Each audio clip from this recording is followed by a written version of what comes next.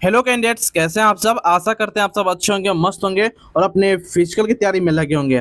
देखिए, जब से एसएससी जीडी का आंसर की जारी हुई है तभी से आप लोग के मन में कहीं ना कहीं ये सवाल चल रही है कि क्या हमें फिजिकल की तैयारी शुरू करनी चाहिए या नहीं करनी चाहिए। क्योंकि उत्तर कुंज जारी होने के बाद, आंसर की जारी होने के बाद सभी कैंडिडेट्स का अपना अपना रो स्कोर मालूम चल जाता है कि अप्रॉक्स मेरा इतना नंबर बन पा रहा है। बस उनको डर इस बात को लगता है क्या मेरा फिजिकल के लिए सिलेक्शन हो पाएगा या नहीं हो पाएगा, क्या मैं फिजिकल की तैयारी करूं या नहीं करूं, सेफ स्कोर क्या रहेगी, कट ऑफ कितनी जा सकती है, मेल के लिए क्या रहेगी। वहीं बात करेंगे कट ऑफ स्टेट वाइज क्या देखने को मिलेगी, नॉर्मलाइजेशन के होने के बाद कट ऑफ क्या रहेगी, सारी जानकारी आपको इस वीडियो प्रोवाइड कराने वाले हैं। चैनल पर विजिट किया तो चैनल को आप सब्सक्राइब कर सकते हो, बेल आइकन दबा सकते हो, क्योंकि एसएससी जीडी से जुड़ी कोई भी इन्फॉर्मेशन आती है, लेटेस्ट अपडेट आते हैं तो सबसे पहले आपको इस चैनल पर देखने को मिलती है। फर्स्ट ऑफ ऑल बात कर लेते हैं सबसे पहले टोटल वैकेंसी को लेकर। देखिए, अगर हम बात करेंगे टोटल वैकेंसी को लेकर तो टोटल से 25,487 इसमें टोटल वैकेंसी निकाली गई थी। फॉर्म कितने लोगों ने भरा इसके लिए, तो 25,000 पदों के लिए लगभग 48 लाख कैंडिडेट फॉर्म भरे थे। 48,83,000 यानी कि अप्रोक्स आप कह सकते हैं 49 लाख कैंडिडेट इस एग्जाम में बैठने के लिए फॉर्म भरे थे। लेकिन बैठे कितने लोग, एग्जाम देने कितने लोग पहुंचे, मात्र 25,65,000 के अप्रोक्स में टोटल कैंडिडेट इस बार एग्जाम देने पहुंचे थे। यानी कह सकते हैं कि आप लगभग 50% उपस्थिति लगभग देखने को मिली है। एग्जाम डेट की बात करेंगे तो आपका लगभग एक मंथ आपका एग्जाम चला था। 27 अप्रैल से लेकर 30 मई तक आपका एग्जाम लगभग एक मंथ से ज़्यादा ही एग्जाम चला है। निगेटिव मार्किंग की बात करेंगे तो 0.25 का निगेटिव मार्किंग इस बार आपको देखने को मिली है और आंसर की 15 जून को जारी कर दी गई है। देखिए, आंसर की जारी होने के बाद ऑब्जेक्शन लगाने का भी समय मिला और वह समय भी खत्म हो चुका। बात करेंगे कितने प्रश्नों पर ऑब्जेक्शन लगाए गए, नॉर्मलाइजेशन क्या देखने को मिलेगा, प्रश्नों पर कितने ऑब्जेक्शन लगाने के बाद हमें बोनस अंक क्या देखने को मिलेगी, इसके बारे में भी हम जानकारी लेंगे आगे जाकर। आगे बात करते हैं कैटेगरी वाइज टोटल वैकेंसी की अगर हम बात करेंगे तो देखिए, कांस्टेबल मेल की हम बात करेंगे टोटल 23,467 पदों पर वैकेंसी निकाली गई थी। वहीं कांस्टेबल फीमेल की बात करें 2020 पदों पर वैकेंसी निकाली गई थी। अगर टोटल को ऐड करेंगे तो 25,487 होती है। बाकी आप यहाँ देख सकते हो कैटेगरी वाइज, जैसे कि कैटेगरी में मेल के लिए 10,198, ईडब्ल्यूएस के लिए 2,416, ओबीसी के लिए 2,329 और एससी के लिए 3,433, एसटी के लिए 2,091 टोटल वैकेंसी निकाली गई थी। यह मेल के लिए, और इसी प्रकार से आप यहाँ भी देख सकते हो कि फीमेल के लिए भी सारा कुछ यहाँ पर आपको देखने को मिल रही है। आई होप ये डाटा आप सभी को समझ में आ चुका होगा। आगे अगर बात करेंगे फोर्स वाइज वैकेंसी डिटेल को लेकर, देखिए यहाँ पर किस फोर्स में कितने वैकेंसी मेल के लिए, कितनी वैकेंसी फीमेल के लिए है, ठीक है, यहाँ पर सारा डाटा प्रोवाइड करा दिया गया है। जैसे मैं एक दो एग्जांपल में आपको लेकर बताता हूँ। जैसे कि बीएसएफ की हम बात करेंगे तो मेल कैंडिडेट के लिए 524 पदों पर वैकेंसी निकाली गई थी बीएसएफ में। वहीं बीएसएफ में फीमेल की अगर हम बात करेंगे तो 92 पदों पर वैकेंसी निकाली गई थी। वहीं अगर हम बात करेंगे सीआईएसएफ मेल के लिए तो 13,135 और सीआईएसएफ फीमेल के लिए 1460 पदों पर वैकेंसी निकाली गई थी। वहीं सीआरपीएफ मेल के लिए हम बात करेंगे तो 5366, वहीं बात करेंगे, सॉरी, 5366 की बात करेंगे। वही अगर बात करेंगे सीआरपीएफ फीमेल के लिए तो 124 पदों पर वैकेंसी निकाली गई थी। एसएसबी मेल की बात करेंगे तो टोटल 1764 के पदों पर वैकेंसी निकाली गई थी। वहीं बात करेंगे आईडीपीपी मेल की बात करेंगे तो टोटल 1099 पदों पर वैकेंसी निकाली गई थी। देखिए, एसएसबी मेल की मैं बता दूं तो सिर्फ मेल में ही थी, फीमेल में कोई वैकेंसी की नहीं थी। और इस प्रकार से आप सारा कुछ यहाँ पर देख सकते हो।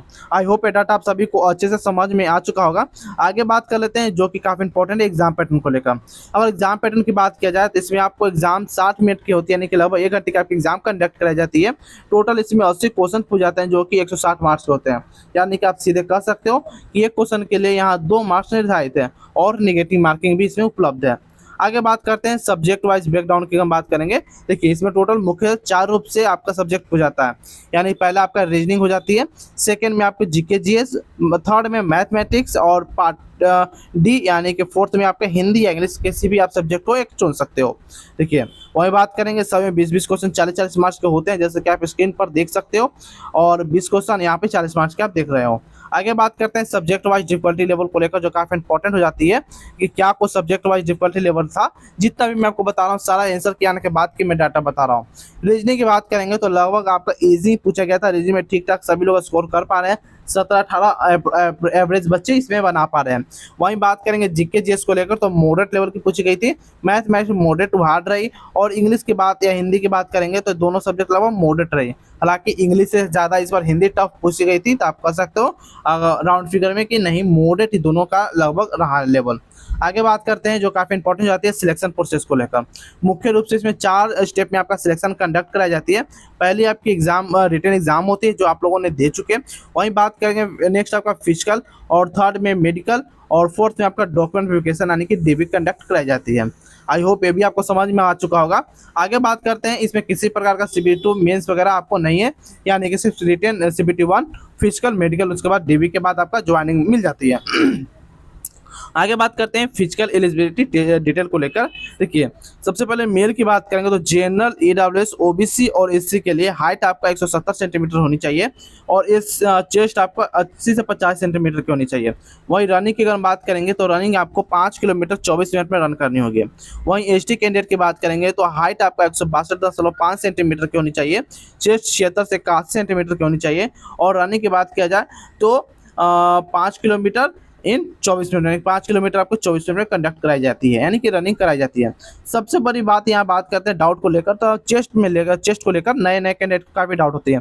क्या 76 से 61 सेंटीमीटर का, यानी कि मेरा 75 है, तो क्या हो जाएगा सिलेक्शन? देखिए, 76 कम से कम आपको बिना फुलाए हुए और फुलाकर 81 सेंटीमीटर होनी चाहिए। यहाँ पर भी उसी प्रकार से बिना फुलाए हुए 80 सेंटीमीटर और फुलाकर आपके 50 सेंटीमीटर की चेस्ट होनी चाहिए। फीमेल कैंडिडेट की अगर हम बात करेंगे तो जनरल के लिए, EWS के लिए, OBC के, SC के लिए हाइट 157 सेंटीमीटर, और ST के लिए हाइट 150 सेंटीमीटर। चेस्ट इसमें दोनों में किसी प्रकार कोई क्राइटेरिया फुलफिल नहीं करनी है फीमेल कैंडिडेट को। वहीं रनिंग की बात किया जाए तो 1.6 किलोमीटर आपको 8.5 मिनट में आपको दौड़ने पड़ेगी, यानी कि आप कह सकते हैं 1600 मीटर 8.5 मिनट में, या अप्रोक्स 9 मिनट में आपको कंप्लीट करनी होगी। आई होप ये डाटा आप सभी को अच्छे से समझ में आ चुका होगा। आगे बात कर लेते हैं जो काफ़ी इंपॉर्टेंट है हार्ड शिफ्ट को लेकर, क्योंकि इसी से पता चलेगा नॉर्मलाइजेशन और इसी से पता चलेगा बोनस अंक। यह काफ़ी इंपॉर्टेंट डाटा है, आप इसे मिस मत कीजिएगा, अच्छे समझिएगा। देखिए, सबसे पहले मैं आपको बताता हूँ कि हार्ड शिफ्ट कौन कौन से हैं। अब स्क्रीन पर देख रहे हो, यह हार्ड शिफ्ट है, नेक्स्ट ये भी आपके हार्ड शिफ्ट है, और थर्ड ये भी आपके हार्ड शिफ्ट है। यह 3 स्लाइड आपके हार्ड शिफ्ट के। वहीं बात करें मॉडरेट शिफ्ट को लेकर तो ये आपके मॉडरेट शिफ्ट है, ये भी आपके मॉडरेट शिफ्ट है, और ये भी आपके मॉडरेट शिफ्ट है। यानी कि 3 स्लाइड आप देख रहे हैं, ये भी आपके 3 स्लाइड मॉडरेट के और 3 स्लाइड आपके हार्ड के देखने को मिले। बात करते हैं इजी शिफ्ट में, तो इजी शिफ्ट में यह आपके जो शिफ्ट देख रहे हैं यह इजी शिफ्ट है। बाकी इजी शिफ्ट ज़्यादा कुछ नहीं है, बस इतना ही आपको इजी शिफ्ट देखने को मिल रही है। यानी कि लगभग इजी शिफ्ट की संख्या की बात करें लगभग 10, 8, 9, 10 के करीब में इजी शिफ्ट है। बात करते हैं नॉर्मलाइजेशन को लेकर, बोनस अंक को लेकर। जिस चलिए पीछे चलते हैं, सबसे पहले हार्ड शिफ्ट की हम बात कर लेते हैं। हार्ड शिफ्ट में अगर हम अप्रोक्स अगर बात करेंगे, अपने अगर हार्ड शिफ्ट में एग्जाम दिया तो लगभग आप कह सकते हो कि नॉर्मलाइजेशन के नाम पर, यानी कि आपके अगर नॉर्मलाइजेशन होती है तो इसमें लगभग आपको 15 से 20 नंबर, या कह सकते हैं कि 10 से 20 नंबर तक में बढ़ सकती है।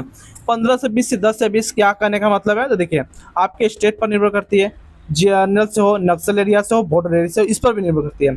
साथ ही साथ ये भी बात करेंगे कि उस स्टेट में कितने लोगों ने फॉर्म भरा, कितने लोगों ने एग्जाम देने पहुंचे, ठीक है, इस पर भी निर्भर करती है। आगे बात करते हैं इतने आपके शिफ्ट हैं, इस सभी में आपको 10 से 20 या 15 से 20 नंबर तक बढ़ सकती हैं, ये आपके स्टेट पर निर्भर करेंगे। वहीं बात करेंगे मॉडरेट शिफ्ट को लेकर। देखिए, अगर आपने मॉडरेट शिफ्ट में एग्जाम दिए हो, देखिए मॉडरेट शिफ्ट में लगभग कर सकते हैं 6 से लेकर 12-14 नंबर तक बढ़ने की इसमें उम्मीद है। जी हाँ दोस्तों, आप सब लोग सही समझ रहे हैं, 6 से लेकर 12 से लेकर 15 नंबर तक बढ़ सकती है, जितने भी मॉडरेट शिफ्ट है सभी में के मैं बात कर रहा हूँ। अब बात करते हैं इजी शिफ्ट में। इजी शिफ्ट में क्या कुछ देखने को मिलेंगे, अगर आपने इजी शिफ्ट में एग्जाम दिया है तो देखिए इजी शिफ्ट में नंबर घटते हुए प्रतीत होते हैं। अगर आपने पिछली SSGD का एग्जाम दिया है, या कभी SSGD या SSC का किसी भी एग्जाम में बैठे हो, रेलवे के किसी भी एग्जाम में बैठे हो, तो आप सभी को पता होगा जितने भी इजी शिफ्ट हैं उस सभी नंबर काट लिए जाते हैं। रेलवे के एग्जाम हो या SSC के, दोनों एग्जाम में काफ़ी ज़्यादा देखने को मिलती है नॉर्मलाइजेशन का फंडा। आई होप ये भी आपको डाटा समझ में आ चुका होगा। अब बात करते हैं, फिर से हम अपने स्लाइड पर पहुंचते हैं, वहाँ बात करेंगे क्या कुछ इस बार बोनस अंक देखने को मिलेगी। सबसे पहले बात करेंगे लगभग जितने भी हार्ड शिफ्ट हैं सभी में अप्रोक्स बात की जाए तो 4 से 5 प्रश्नों पर आपत्ति दर्ज एवरेज कराई गई है। यानी कहने का मतलब है कि 3 से 4 नंबर आपको मिल जाएगी बोनस अंक के नाम पर। और हार्ड शिफ्ट की बात करें, और हार्ड शिफ्ट में आपको 15 से 20 नंबर तक या 10 से 20 नंबर तक आपको नॉर्मलाइजेशन के नाम पर मिल सकते हैं। यानी कि आपको 25 नंबर तक ऐड होने की संभावना जताई जा रही है, ठीक है। 25 नंबर तक ऐड होने की, ऐसा नहीं कि आपके 25 नंबर ऐड ही हो जाएगी, 25 नंबर तक, उसमें 10 नंबर भी है, 12 नंबर भी है, 18 नंबर भी है, 20 नंबर भी हो सकता है, आपके स्टेट के ऊपर निर्भर करते हैं।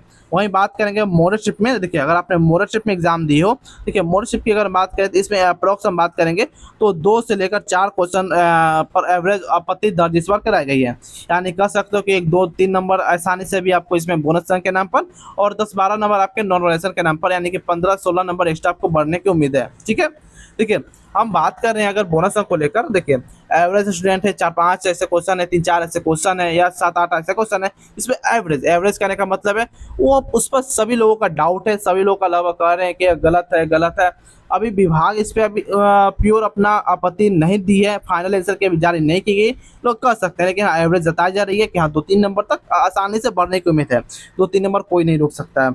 वही बात करते हैं इजी शिफ्ट में को लेकर, इजी शिफ्ट में बोनस अंक ना के बराबर आपको देखने को मिलेगी। हाँ ऐसे है 2 3 ऐसे मैं शिफ्ट में आपको बता दे रहा हूँ ताकि आपको बाद में दिक्कत ना हो। जैसे कि 29 अप्रैल के थर्ड शिफ्ट की बात करेंगे, इसमें 2 प्रश्नों पर, और 31 मई के थर्ड शिफ्ट में टोटल 3 प्रश्नों पर ऑब्जेक्शन लगाई गई है। इसी 2 शिफ्ट में बाकी सब में लगभग हम बात करेंगे 4 मई की पहले शिफ्ट में मात्र 1 पर, और 27 मई में किसी प्रकार का कोई ऑब्जेक्शन नहीं है।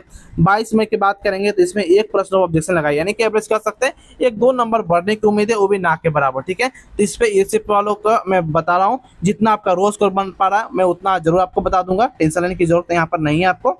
आगे बात करते हैं एक्सपेक्टेड कट ऑफ को लेकर, अगर आंध्र प्रदेश की बात करेंगे तो यूआर में 110, ओबीसी 108, ईडब्ल्यू 106, एससी 100 और एसटी 95 करीब में। आंध्र प्रदेश की बात करेंगे तो ओबीसी 93, ईडब्ल्यू 91 और एससी 88, एसटी 85 के अप्रोक्स में। असम यूआर 102, ओबीसी 100, ईडब्ल्यू 98 और SC 95, ST 90। Bihar UR 120, OBC 118, EW 116, SC 112, ST 108। Chhattisgarh UR 105, OBC 103, EW 101, SC 98, ST 94। Goa UR से 90, ओबीसी 88, ईडब्ल्यू 86, एससी 84 और एसटी 80 के करीब में अगर आपका स्कोर बन पा रहा तो यहाँ पर आप सेफ हो। आगे बात करते हैं इसी प्रकार से गुजरात, हरियाणा, हिमाचल प्रदेश, झारखंड, कर्नाटक, केरला भी आप देख सकते हो। गुजरात की बात करेंगे तो यूआर 112, हरियाणा यूआर 120 और यूआर 108, और बात करेंगे झारखंड को लेकर यूआर 110, कर्नाटक यूआर 108 और केरला यूआर 115 के करीब में है। बाकी आप कैटेगरी वाइज सारा कुछ यहाँ पर आप देख सकते हो। ठीक है, और एक कैटेगरी का यहाँ पर आपको डाटा प्रोवाइड करा दिया गया, अगर मैं सभी का एक्सप्लेन करता रहूँगा तो वीडियो काफ़ी लंबी हो जाएगी। आगे बात करते हैं एसएसजी को लेकर मध्य प्रदेश में, और महाराष्ट्र, मणिपुर, मेघालय, मिजोरम। मध्य प्रदेश एमपी की बात करें तो यूआर 112, महाराष्ट्र यूआर 112, मणिपुर यूआर 195 और मेघालय यूआर 94 और मिजोरम 92 के अप्रॉक्स में। अप्रॉक्स इसी के हिसाब से सभी स्टेट का लगभग कट ऑफ देखने को मिलेगी। प्लस माइनस 1 2 की आपको हर एक यानी 19-20 का फर्क आपको देखने को मिल सकती है, ज़्यादा का आपको फर्क देखने को नहीं मिलेगी। आई होप ये डाटा आप सभी को समझ में आ चुका होगा। बाकी किसी प्रकार का कोई भी डाउट बचे कमेंट सेक्शन के माध्यम से पूछ लेना। बाकी रिजल्ट के रिगार्डिंग मैंने सारा जानकारी आपको दे दिया। अगर वीडियो आप लोगों ने स्किप नहीं किया होगा तो आप सभी को अच्छे से मालूम चल चुका होगा, विथ प्रूफ मैंने आपको सारा कुछ बता दिया। तो फिर मिलते हैं कोई अदर फॉर्मेटिव वीडियो में, तब तक के लिए जय हिंद जय भारत दोस्तों।